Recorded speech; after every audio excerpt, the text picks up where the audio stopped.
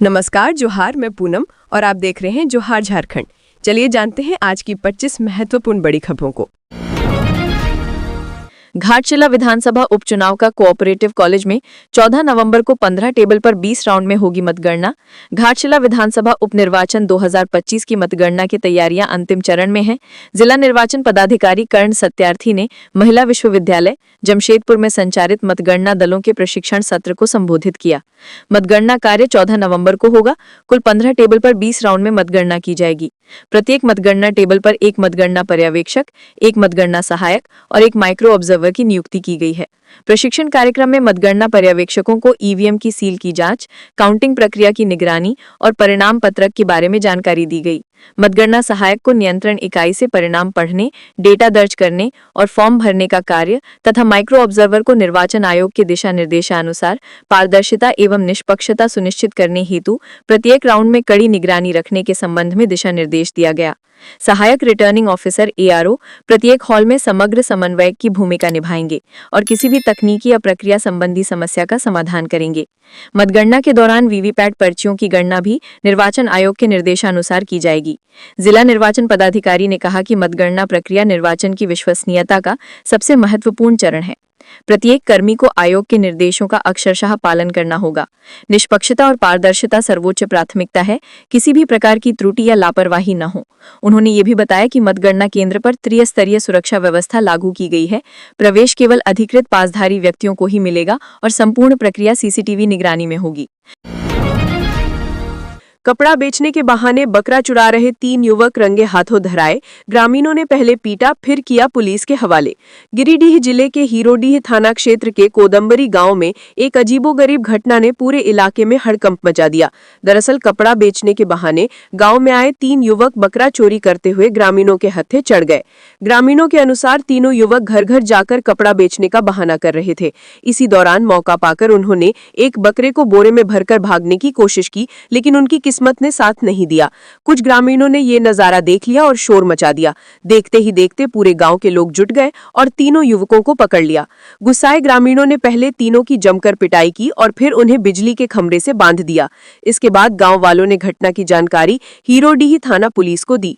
सूचना मिलते ही पुलिस मौके पर पहुंची और तीनों को हिरासत में लेकर थाने ले गई। पुलिस ने बताया कि प्रारंभिक पूछताछ में तीनों युवक उत्तर प्रदेश के रहने वाले पाए गए हैं।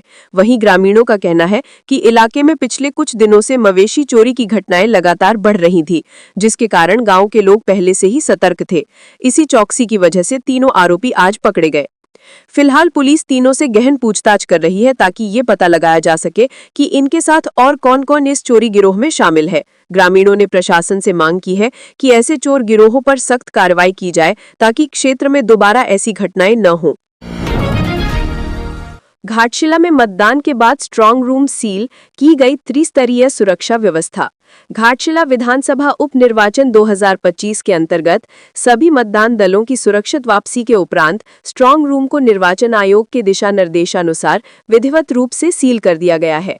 सीलिंग की प्रक्रिया सामान्य प्रेषक राखी विश्वास, जिला निर्वाचन पदाधिकारी कर्ण सत्यार्थी, आरओ सुनील चंद्रा, प्रत्याशी प्रतिनिधि की उपस्थिति में संपन्न हुई। स्ट्रांग रूम की सुरक्षा को लेकर त्रिस्तरीय सुरक्षा व्यवस्था सुनिश्चित की गई है। स्ट्रांग रूम परिसर में 24 घंटा 7 दिन सीसीटीवी कैमरों के माध्यम से सदैव निगरानी रखी जा रही है। साथ ही स्ट्रांग रूम क्षेत्र में राजनीतिक दलों के अधिकृत एजेंटों को निगरानी कक्ष भी बनाए गए हैं, जहां से वे सुरक्षा एवं निगरानी प्रक्रिया का अवलोकन कर सकते हैं। जमशेदपुर में कांग्रेस नेता के घर से 10 लाख की चोरी, वारदात सीसीटीवी में कैद। जमशेदपुर शहर में अपराधियों का मनोबल लगातार बढ़ता जा रहा है। शहर में चोरों का आतंक थमने का नाम नहीं ले रहा है, जबकि पुलिस औपचारिक कार्रवाई तक सीमित दिख रही है।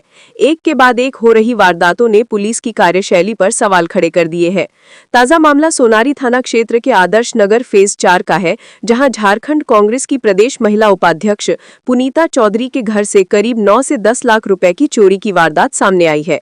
जानकारी के अनुसार पुनीता चौधरी पिछले एक सप्ताह से अस्पताल में भर्ती हैं और परिवार के सभी सदस्य उनके इलाज में व्यस्त थे। इसी दौरान चोरों ने मौका पाकर घर का ताला तोड़ा और अलमारी में रखे जेवरात व नकदी लेकर फरार हो गए। पूरी घटना सीसीटीवी कैमरे में कैद हो गई है।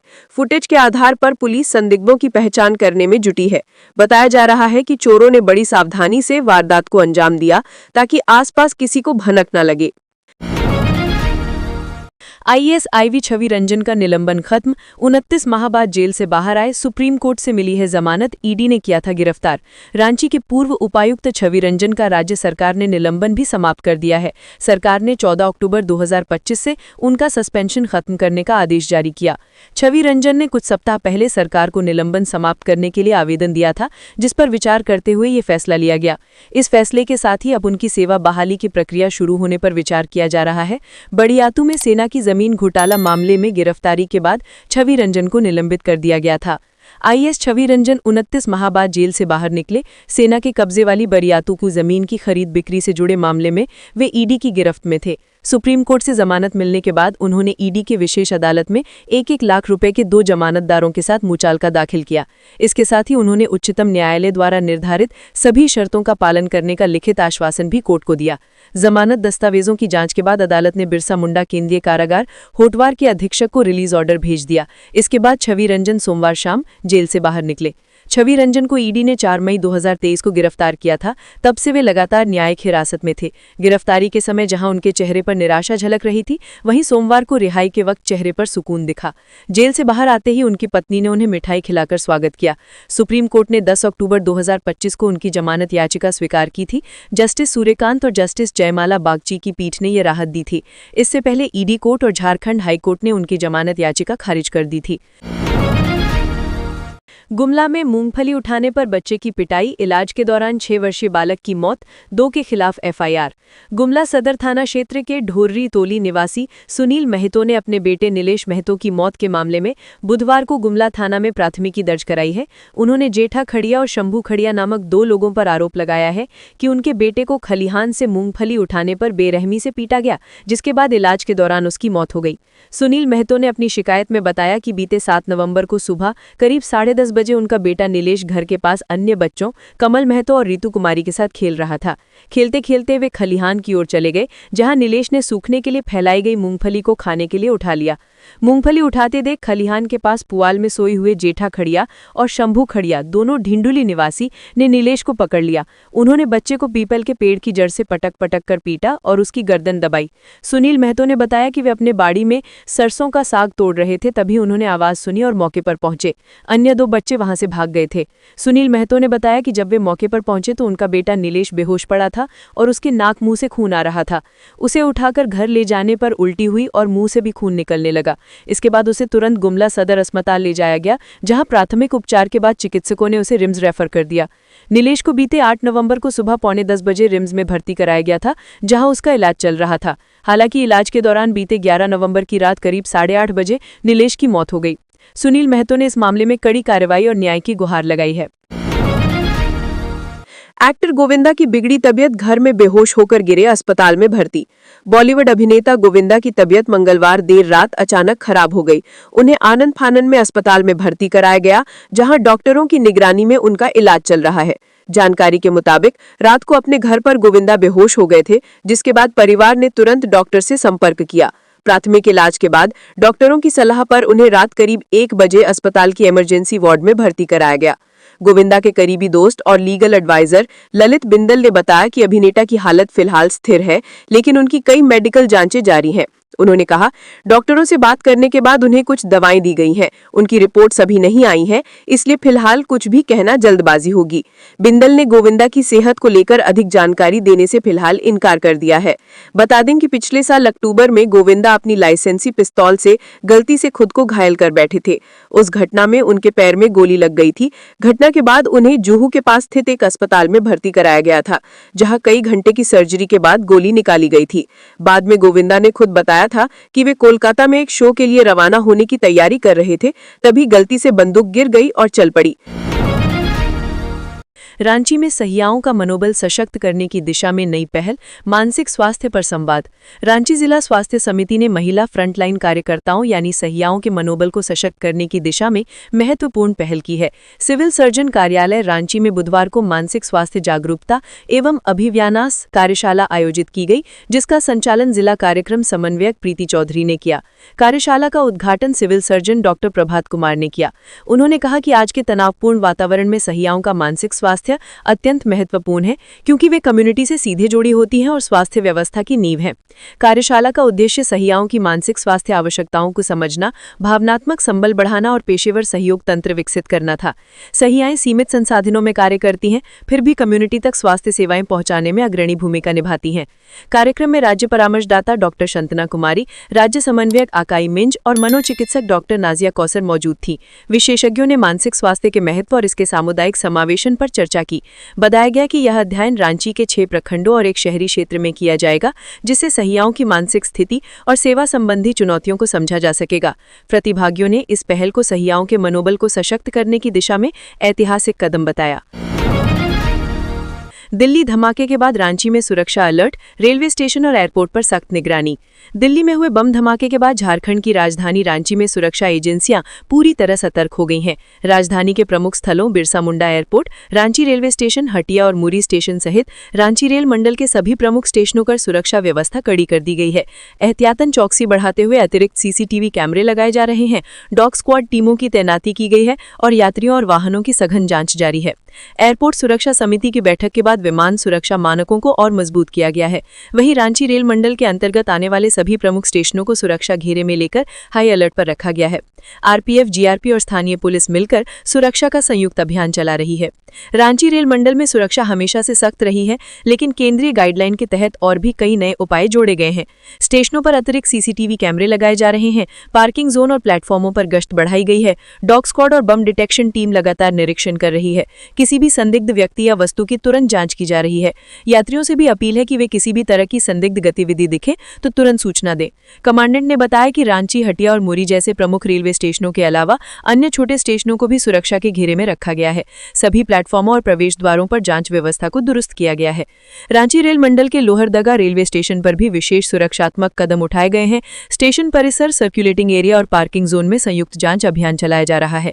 वाहनों की तलाशी के लिए यूवीएस मशीन की सहायता ली जा रही है। अब तक किसी भी तरह की आपत्तिजनक वस्तु बरामद नहीं हुई है, लेकिन सतर्कता बरकरार है। पार्किंग जोन में लंबे समय से खड़े वाहनों की पहचान कर जांच की जा रही है। वहीं यात्रियों के सामानों की भी सावधानी पूर्वक जांच की जा रही है। आरपीएफ की महिला और पुरुष विंग दोनों पूरी सतर्कता के साथ जांच अभियान में लगी हैं। सुरक्षा अधिकारियों के अनुसार वर्तमान स्थिति को देखते हुए आने वाले दिनों में भी चौकसी जारी रहेगी। किसी भी संदिग्ध गतिविधि या व्यक्ति को लेकर तत्काल कार्रवाई की जाएगी। धनबाद में क्राइम मीटिंग में फैसला, अब किराएदार, ड्राइवर, चौकीदार और घरेलू कर्मियों का सत्यापन अनिवार्य। पुलिस मुख्यालय स्थित समाहरणालय परिसर में मंगलवार को एसएसपी प्रभात कुमार की अध्यक्षता में अक्टूबर माह की मासिक अपराध समीक्षा बैठक आयोजन की गई। इस बैठक में जिले की सुरक्षा व्यवस्था, अपराध नियंत्रण और जांच अभियानों की प्रगति पर विस्तार से समीक्षा की गई। एसएसपी कुमार ने बताया कि अक्टूबर माह में 602 नए कांड दर्ज हुए, जबकि 705 मामलों का निष्पादन किया गया। इसके बाद लंबित मामलों की संख्या 2492 से घटकर 2385 रह गई। उन्होंने निर्देश दिया कि दिसंबर माह के अंत तक लंबित मामलों की संख्या 2000 से नीचे लाने का लक्ष्य निर्धारित किया जाए। बैठक में दिल्ली में हुए बम धमाके को लेकर भी चर्चा हुई। एसएसपी ने कहा कि दिल्ली धमाके के बाद धनबाद में सघन जांच अभियान चलाया जा रहा है। सभी थाना क्षेत्रों के होटलों, लॉजों और धर्मशालाओं की औचक जांच करने का निर्देश दिया गया है। साथ ही संवेदनशील इलाकों में अतिरिक्त पुलिस गश्त लगाने को कहा गया है। एसएसपी ने मॉल, बाजारों और भीड़-भाड़ वाले स्थलों पर निगरानी बढ़ाने को कहा है। वहीं ट्रैफिक पुलिस को निर्देश दिया गया कि सड़कों या सार्वजनिक स्थलों पर लावारिस खड़े वाहनों की जांच कर आवश्यक कार्रवाई सुनिश्चित करें।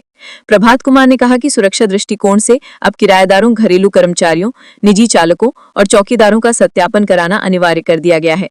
उन्होंने चेतावनी दी कि जो मकान मालिक, दुकानदार या व्यापारी बिना सत्यापन के किसी को किराएदार या कर्मचारी रखेंगे, उनके विरुद्ध विधि सम्मत कार्रवाई की जाएगी। इस दौरान एसएसपी ने आम नागरिकों से अपील करते हुए कहा कि पुलिस आपकी सुरक्षा के लिए हर स्तर पर तत्पर है, लेकिन आपका सहयोग भी आवश्यक है। सत्यापन कराना न केवल कानूनी दायित्व है, बल्कि अपनी और समाज की सुरक्षा के लिए भी जरूरी कदम है। बैठक में एसएसपी के साथ city SP Ritwik Srivastava, DSP, SDPO, थाना और ओपी प्रभारी सहित विभिन्न शाखाओं के पदाधिकारी उपस्थित थे। लातेहार पुलिस को बड़ी सफलता, जेजेएमपी के सब जोनल और एरिया कमांडर ने किया सरेंडर। लातेहार पुलिस को नक्सल विरोधी अभियान में बड़ी सफलता मिली है। झारखंड जनमुक्ति परिषद संगठन का सब जोनल कमांडर 5 लाख इनामी ब्रजेश यादव उर्फ राकेश और एरिया कमांडर अवधेश लोहरा उर्फ रोहित ने आत्मसमर्पण किया है। दोनों उग्रवादियों ने बुधवार को पलामू के IG Shailendra Kumar Sinha, Latehar SP Kumar Gaurav, CRPF की 11वीं बटालियन के कमांडेंट यादराम बुनकर और एसएसबी 32वीं बटालियन के कमांडेंट राजेश कुमार के समक्ष सरेंडर किया। इस मौके पर पुलिस अधिकारियों ने उन्हें गुलदस्ता और बुके देकर स्वागत किया और इनामी नक्सली ब्रजेश यादव को 5 लाख रुपए का प्रतीकात्मक चेक भी सौंपा। पलामू आईजी शैलेंद्र कुमार सिन्हा ने कहा कि जिला पहले जैसा नहीं रहा, इसमें काफी बदलाव आया है। पुलिस और प्रशासन के निरंतर प्रयासों से साल 2025 में अब तक 21 नक्सली आत्मसमर्पण कर चुके हैं। आज 5 लाख के इनामी समेत 2 नक्सलियों ने आत्मसमर्पण किया है। आईजी ने चेतावनी देते हुए कहा कि जंगलों में छिपे नक्सली जल्द आत्मसमर्पण करें, नहीं तो पुलिस कार्रवाई में मारे जाएंगे। एसपी कुमार गौरव ने कहा कि नक्सलियों के खिलाफ लगातार चलाए जा रहे अभियान और जनता के सहयोग की वजह से नक्सलियों का हौसला टूट रहा है। उन्होंने कहा कि जेजेएमपी संगठन अब खत्म होने के कगार पर है, केवल 4-5 सदस्य ही बचे हैं। उन्होंने उनसे अपील की कि वे सरेंडर कर दें, नहीं तो पुलिस मुठभेड़ में मारे जाएंगे। बता दें कि ब्रजेश यादव मूल रूप से गुमला जिले के बिशनपुर थाना क्षेत्र के कठोटकवा गांव का रहने वाला है, जबकि अवधेश लोहरा लातेहार के हिरहंज थाना क्षेत्र के बंदुआ गांव का निवासी है। पुलिस के अनुसार इनामी नक्सली ब्रजेश यादव करीब 20 वर्षों से नक्सली गतिविधियों में सक्रिय था। वो पहले माओवादी संगठन से जुड़ा हुआ था और 2010 में गिरफ्तार होकर जेल गया था। 2018 में जेल से रिहा होने के बाद उसने जेजेएमपी संगठन ज्वाइन किया और सब जोनल कमांडर बना। उसके खिलाफ बिशनपुर और चांदपुर थानों में 10 आपराधिक मामले दर्ज हैं। वहीं अवधेश लोहरा पर भी 5 आपराधिक मुकदमे दर्ज हैं। दोनों कई हिंसक घटनाओं और हमलों में शामिल रहे हैं। स्थापना दिवस पर स्ट्रीट डांस का आयोजन। झारखंड की सभ्यता संस्कृति का नजारा दिखा हजारीबाग की सड़कों पर। झारखंड स्थापना दिवस के अवसर पर हजारीबाग में स्ट्रीट डांस का आयोजन किया गया। इस आयोजन में झारखंड की सभ्यता संस्कृति को दर्शाया गया। कहा जाए तो सड़कों पर झारखंड की संस्कृति देखने को मिली। झारखंड स्थापना का 25वां वर्षगांठ मनाया जा रहा है। रजत जयंती पर्व के अवसर पर पूरे राज्य भर में कई कार्यक्रमों का आयोजन किया जा रहा है। इसी क्रम में हजारीबाग में स्ट्रीट डांस का आयोजन किया गया। इस आयोजन के जरिए झारखंड की संस्कृति सभ्यता को दर्शाया गया। समाज के लोग नाचते गाते सड़कों पर दिखे। कहा जाए तो झारखंड की सभ्यता संस्कृति की झलक सड़कों पर देखने को मिली। इस दौरान आम लोगों में काफी अधिक उत्साह देखने को मिला। आम जनता की भागीदारी इस कार्यक्रम में देखने को मिली। स्कूल और कॉलेज के छात्र छात्राएं परंपरागत परिधान में झूमते नजर आए। 1 दर्जन से अधिक झांकी इस दौरान निकाली गईं। छऊ, झूमर नृत्य से लेकर झारखंड की सरहुल नृत्य का दृश्य एक साथ देखने को मिला। इसके साथ ही मंदार, ढोल, नगाड़ा और शहनाई की धुन भी इस अवसर पर एक साथ सुनने को मिली। बिरसा मुंडा के परिधान में युवा नजर आए। कार्यक्रम के दौरान जिले भर के सभी वरिष्ठ पदाधिकारी नजर आए। हजारीबाग के उपायुक्त शशि प्रकाश सिंह ने मांदर बजाकर कार्यक्रम का विधिवत उद्घाटन किया। उन्होंने कहा कि 25 वर्षों में झारखंड का विकास हुआ है।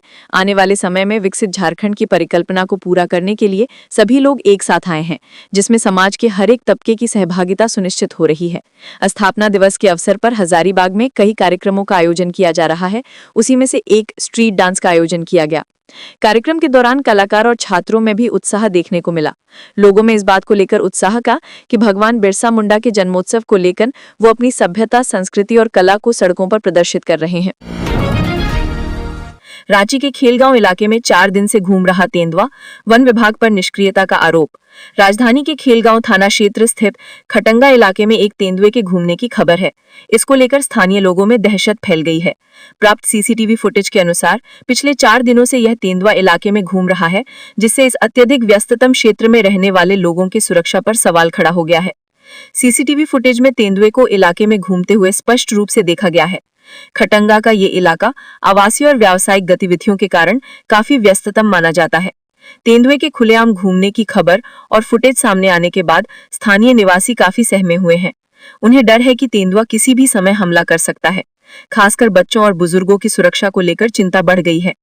वन विभाग को तुरंत सूचना दी गई थी, लेकिन सूचना मिलने के बावजूद वन विभाग की ओर से अभी तक तेंदुए को पकड़ने या इलाके में गश्त बढ़ाने के संबंध में कोई ठोस कार्रवाई नहीं की गई है। लोगों का आरोप है कि वन विभाग की यह निष्क्रियता उनकी जान जोखिम में डाल रही है। अवैध कोयले की तस्करी पर पलामू पुलिस की बड़ी कार्रवाई, 3 हाइवा कोयला किया जब्त। अवैध कोयले की तस्करी के खिलाफ पलामू पुलिस ने एक बड़ी कार्रवाई को अंजाम दिया है। दरअसल 10 नवंबर को पिपरा थाना क्षेत्र के चपरबार ग्राम के निकट पुलिस ने अंचल अधिकारी पिपरा के साथ संयुक्त रूप से अभियान चलाकर सरकारी भूमि पर अवैध रूप से रखे गए लगभग 3 हाइवा कोयले को जब्त किया है। प्राप्त जानकारी के अनुसार पुलिस को सूचना मिली थी कि चपरबार गांव के पास सरकारी भूमि पर अवैध कोयला जमा किया गया था।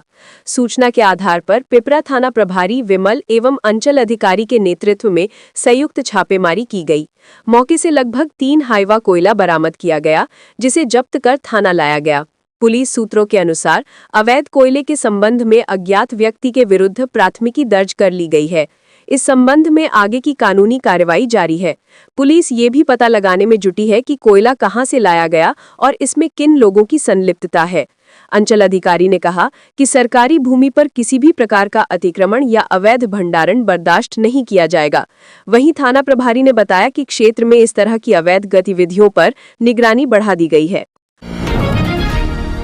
दिल्ली बम धमाके पर अमित शाह की हाई लेवल मीटिंग, बोले दोषियों को मिलेगी सख्त सजा, एनआईए ने संभाली जांच। राजधानी दिल्ली में मंगलवार शाम हुए बम विस्फोट के बाद केंद्रीय गृह मंत्री अमित शाह ने देर रात उच्च स्तरीय सुरक्षा समीक्षा बैठक की अध्यक्षता की। बैठक में शाह ने स्पष्ट निर्देश दिया कि इस हमले में शामिल हर व्यक्ति की पहचान कर उसे कड़ी से कड़ी सजा दी जाएगी। गृह मंत्री ने कहा कि इस कृत्य में शामिल हर दोषी को हमारी एजेंसियों की कठोर कार्रवाई का सामना करना पड़ेगा। विस्फोट में कई लोगों की मौत हुई है और कई अन्य लोग घायल बताए जा रहे हैं। ये बैठक गृह मंत्रालय के कर्तव्य पथ स्थित कर्तव्य भवन में हुई, जो दिन में करीब 2 घंटे पहले गृह मंत्री के आवास पर हुई पहली बैठक का विस्तार थी। बैठक में गृह सचिव गोविंद मोहन, आईबी निदेशक तपन डेका, एनआईए प्रमुख सदानंद वसंत दाते, दिल्ली पुलिस आयुक्त सतीश गोलचा और जम्मू कश्मीर पुलिस प्रमुख नलिन प्रभात वर्चुअल माध्यम से शामिल हुए। बैठक में राजधानी की सुरक्षा व्यवस्था की समीक्षा के साथ साथ विस्फोट की जांच की प्रगति पर विस्तृत चर्चा की गई। सोमवार शाम करीब 7 बजे लाल किला मेट्रो स्टेशन के गेट नंबर 1 और 4 के बीच ट्रैफिक सिग्नल के पास खड़ी एक Hyundai i20 कार में विस्फोट हुआ। घटना के तुरंत बाद दिल्ली पुलिस, एनएसजी, एनआईए और एफएसएल की टीमें मौके पर पहुंची।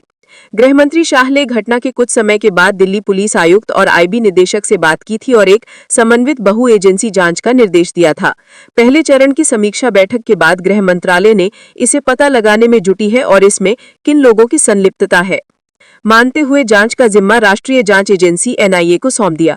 अब एनआईए दिल्ली पुलिस से केस का औपचारिक रूप से कार्यभार संभालेगी और विस्फोट में इस्तेमाल सामग्री, संभावित आतंकी संबंधों और वित्तीय लिंक की गहन जांच करेगी। इससे पहले राष्ट्रीय सुरक्षा गार्ड और फोरेंसिक साइंस लैबोरेटरी की टीमों ने घटनास्थल से साक्ष्य एकत्र किए थे। मंगलवार सुबह एनआईए और एफएसएल की संयुक्त टीम ने स्थल का पुनः विजिट कर अतिरिक्त फोरेंसिक साक्ष्य जुटाए। सूत्रों के अनुसार सुरक्षा समीक्षा के दौरान फरीदाबाद में हाल ही में बरामद की गई भारी मात्रा में विस्फोटक सामग्री और दिल्ली धमाके के बीच संभावित संबंध पर भी चर्चा की गई।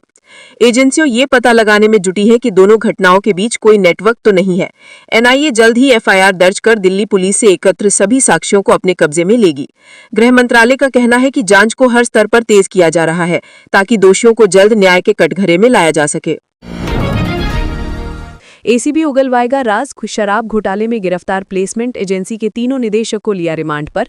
शराब घोटाला मामले की जांच कर रहा भ्रष्टाचार निरोधक ब्यूरो एसीबी ने शराब दुकानों में मैनपावर आपूर्ति agency messrs vision hospitality services and consultant private limited के 3 निदेशकों को रिमांड पर लिया है। इन आरोपितों में निदेशक परेश अभय सिंह ठाकुर, विक्रमा सिंह अभय सिंह ठाकुर व महेश शिडगे शामिल हैं। तीनों ही आरोपित निदेशकों को एसीबी ने पिछले ही महीने गुजरात के अहमदाबाद से गिरफ्तार किया था। वर्तमान में तीनों रांची के होटवा स्थित बिरसा मुंडा केंद्रीय कारा में बंद थे। इन पर आरोप है कि पूर्व की शराब नीति के दौरान फर्जी बैंक गारंटी पर राज्य की सरकारी शराब दुकानों में मैनपावर आपूर्ति का ठेका लिया था। इससे राज्य सरकार को राजस्व का नुकसान पहुंचा। इस मामले में एसीबी ने 20 मई को उत्पाद एवं मद्य निषेध विभाग के तत्कालीन सचिव विनय कुमार चौबे आदि के विरुद्ध प्राथमिकी दर्ज की थी। आरोप है कि पद का दुरुपयोग होकर तत्कालीन सचिव व अन्य अधिकारियों ने आपसी मिलीभगत से आपराधिक साजिश के तहत अपने पसंदीदा एजेंसी को मैन पावर आपूर्ति का ठेका दिया। इससे विभाग को करोड़ों के राजस्व का नुकसान पहुंचा। मैन पावर आपूर्ति एजेंसी मेसर्स विजन को हजारीबाग, कोडरमा और चतरा जिले की खुदरा शराब दुकानों में मैन पावर आपूर्ति का ठेका मिला था।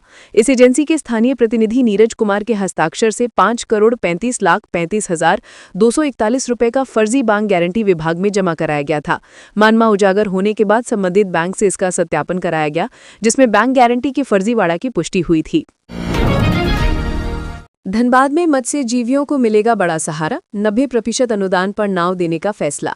धनबाद डीसी आदित्य रंजन की अध्यक्षता में बुधवार को जिला स्तरीय चयन समिति की बैठक समा हरनाले सभागार में हुई। बैठक का उद्देश्य तालाब व जलाशय मत्स्य विकास एवं जीर्णोद्वार योजना के अंतर्गत जलाशय मत्स्यजीवी सहयोग समितियों को मोटर चालित नाव उपलब्ध कराना था। जिला मत्स्य पदाधिकारी ने बताया कि विभागीय आदेश के आलोक में समितियों को 90% अनुदान पर मोटर चालित नाव दी जाएगी। प्रत्येक नाव की लागत 4,14,000 रुपए है। इसमें 3,72,600 रुपए का अनुदान सरकार देगी। शेष 10% राशि लाभुक समिति को वहन करनी होगी। विभाग द्वारा जारी विज्ञापन के आलोक में प्राप्त 4 आवेदनों में से चयन समिति ने सर्वसम्मति से निर्णय लिया कि काली पहाड़ी मैथिन जलाशय हरिजन मत्स्य जीवी सहयोग समिति को अनुदान पर मोटर चालित नाव उपलब्ध कराई जाएगी। डीसी आदित्य रंजन ने कहा कि उपलब्ध कराई गई नाव के संचालन और रखरखाव की पूर्ण जिम्मेदारी लाभुक समिति की होगी। राज्य गठन के 25 साल बाद भी झारखंड में नहीं बनी भाषा परिषद, विविध भाषाओं के संरक्षण पर उठ रहे सवाल। राज्य गठन के 25 साल पूरे होने के बावजूद झारखंड में अब तक भाषा परिषद का गठन नहीं हो सका है। देश के कई राज्यों में जहां भाषा परिषद सक्रिय रूप से काम कर रही है और स्थानीय भाषाओं के संरक्षण, संवर्धन तथा विकास में योगदान दे रही है, वहीं झारखंड में इस दिशा में पहल कागजों तक ही सीमित दिखाई देती है।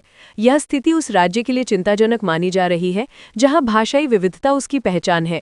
झारखंड में फिलहाल झारखंड भाषा परिषद नाम से कोई एकीकृत संस्था नहीं है। हालांकि राज्य में भाषाओं और साहित्य के प्रचार प्रसार के लिए कुछ स्वतंत्र संगठन कार्यरत हैं, जैसे झारखंड साहित्य अकादमी और नागपुरी भाषा परिषद। झारखंड साहित्य अकादमी का गठन हाल के सालों में हुआ है, जिसमें स्थानीय भाषाविदों और साहित्यकारों को जोड़ा गया है, जबकि नागपुरी भाषा परिषद क्षेत्रीय स्तर पर नागपुरी भाषा और संस्कृति को सहेजने का काम कर रही है। सरकार की ओर से समय समय पर इस दिशा में गंभीरता जताई गई है, लेकिन अब तक कार्यनीति धरातल पर नहीं उतरी है। विशेषज्ञों का कहना है कि राज्य अब परिपक्व हो चुका है, अपनी सरकार, अपनी नीतियां और अपनी पहचान के साथ। ऐसे में ये सवाल उठना लाजमी है कि जब राज्य अपना है, सरकार अपनी है और भाषाएं भी अपनी हैं, तो फिर भाषा परिषद के गठन में देरी क्यों? भाषा परिषद का गठन न केवल झारखंड की सांस्कृतिक अस्मिता को सशक्त करेगा, बल्कि आने वाली पीढ़ियों के लिए भाषाई विरासत को भी सुरक्षित रखेगा। राज्य गठन के 25 साल बाद भी ये अधूरा कार्य अब एक भाषाई आंदोलन का रूप ले रहा है, क्योंकि भाषा झारखंड की आत्मा है। तो ये थी आज की झारखंड की महत्वपूर्ण बड़ी खबरें। अगर आप इसी तरह झारखंड के हर छोटी से बड़ी खबर की जानकारी पाना चाहते हैं तो आप हमारे चैनल को सब्सक्राइब करके रखें। तो हमें दीजिए इजाजत, फिर मिलते हैं अगली न्यूज़ में। धन्यवाद।